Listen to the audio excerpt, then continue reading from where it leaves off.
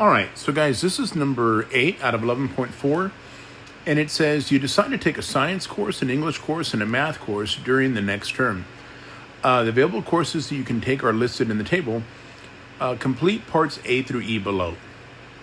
So part A says determine the number of points in the sample space. So remember, we're going to take a science class. So for our science classes, we have 1, 2, 3, 4. We have 4 choices, right? And then we're going to take an English course. And for our English course, we have 2 choices. And then we're going to take a math class. And for our math class, we have 2 choices as well. So all we're doing here is multiplying straight across. So 4 times 2 is 8. 8 times 2 is going to give me 16. So right here, y'all, I'm going to put 16. And so I'll come back over here. And let me enter 16. And there we go. Okay. So part B now says construct a tree diagram. And we're going to choose the correct answer below. Okay. So let's go ahead and do it this way. Let me come back to my slide here. So for our science courses and our English and our math, we have quite a few choices here, right? Excuse me. So for science, we can choose geology, biology, physics, or oceanography. Okay, so we're going to go like this: 1, 2, 3, 4. Geology, I forgot what they were. Biology, physics, and oceanography. Biology, physics, and oceanology, right? And then from there, then we can take, let's go with red, we can take 2 literature courses. So from each of these, we can take 2 English courses. One is literature, one's composition. So literature, composition. I'll do the same thing here, literature, composition. Same thing here, literature, composition. Same thing here, literature, composition. And then after that, we'll go with green. We can take one of 2 math courses, either trig or stats. So from here, I'm going to go trig or stats, trig or stats, trig or stats, right? And I'm just going to kind of keep playing this game all the way through. Okay, we're almost done. And trig or stats, right? So this is what my tree diagram should pretty much look like, okay? So I'm going to come back to my problem here. And let's take a look at the first one. So geology, biology, physics, oceanography, okay? And then we're going to have 2 choices, literature or comp, yes. And then from each of those, we'll be able to take either trig or stats. So it looks like the first one is going to be the choice that I'm going to pick here, okay? So it looks like this is the one that matches the best, okay? So I'm going to hit done here. And I'm going to go ahead and check my answer, and that was the right one because that looked like the one that we drew.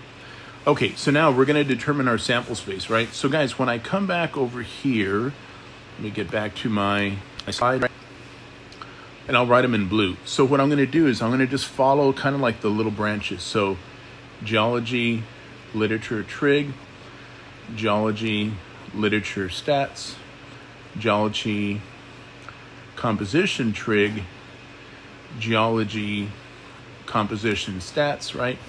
And then I'm going to do the same thing for bio, literature, trig, bio, literature, stats, right? Bio,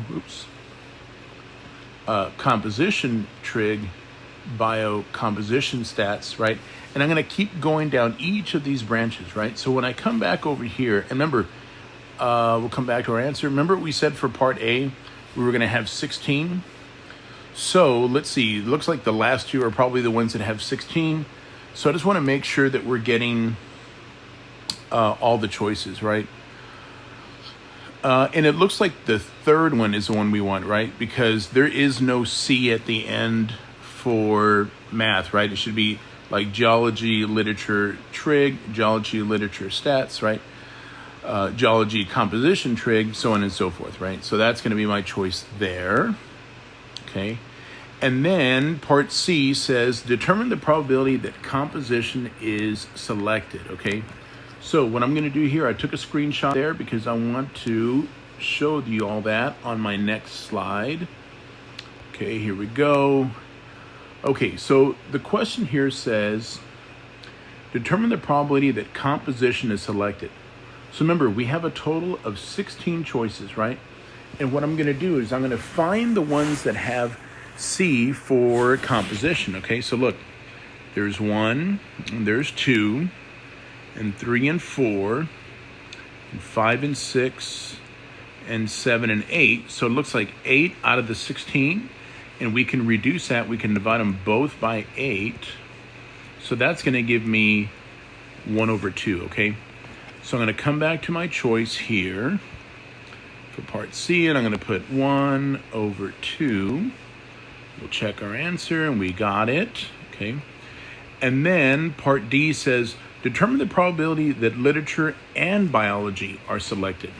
So we want literature and biology, okay? I'm going to come back to my slide, okay, and let me clean up some of this. So I'm going to erase some of this right here.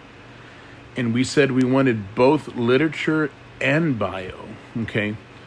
So literature and bio, so B was for bio, right?